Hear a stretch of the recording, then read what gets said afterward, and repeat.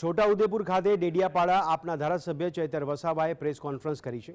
તેઓએ કહ્યું કે હાલ ગુજરાતમાં ભારે વરસાદને લઈને કેટલાક વિસ્તારો પ્રભાવિત થયા છે। ભરૂચ અને વડોદરાની પરિસ્થિતિ ખૂબ જ વિકટ બની હોવા છતાં નેતા પીડિતોને મળવા આવ્યા નથી। ફક્ત નેતાઓ મત લેવામાં જ રસ દાખવે છે। પાણીના નિકાલ ન થવા પર ચૈતર વસાવાએ આક્ષેપ કરતા જણાવ્યું કે મોટું બજેટ આપવા છતાં કામગીરી થતી નથી। આ ઉપરાંત દાહોદ જિલ્લામાં 102 કરોડનું કૌભાંડ થયાનો આક્ષેપ કર્યો છે। દાહોદ જિલ્લામાં આદિવાસી લોકોના સર્વાંગી વિકાસનું બજેટ આપવામાં આવ્યું હતું, જેમાં કરોડો રૂપિયા ફાળવવામાં આવ્યા પણ સ્થળ ઉપર કોઈ કામગીરી ન થઈ હોવાનો આક્ષેપ કર્યો છે। ત્યારે આગામી સમયમાં તપાસ થાય તેવી માંગ ચૈતર વસાવા દ્વારા કરવામાં આવી છે।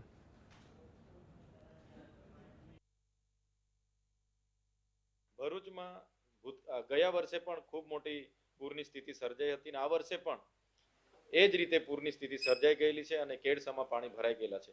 ત્યારે ત્યાં પણ કરોડોનું બજેટ આવે છે, પણ નગરપાલિકામાં વર્ષોથી સત્તામાં રહેલા લોકોના હિતોને ધ્યાનમાં રાખ્યા વગર બારોબાર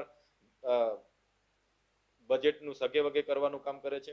ત્યાં જે એમના ભાજપના લાગતા વળગતા બિલ્ડરો છે, એ જે પાણી નિકાલની કાસો છે, નાળા છે, કોતરડા છે, એના પર ગેરકાયદેસર કોમર્શિયલ બાંધકામો પણ કરી દીધેલા છે। એના લીધે પણ પાણી ખાટકી ગયેલા છે।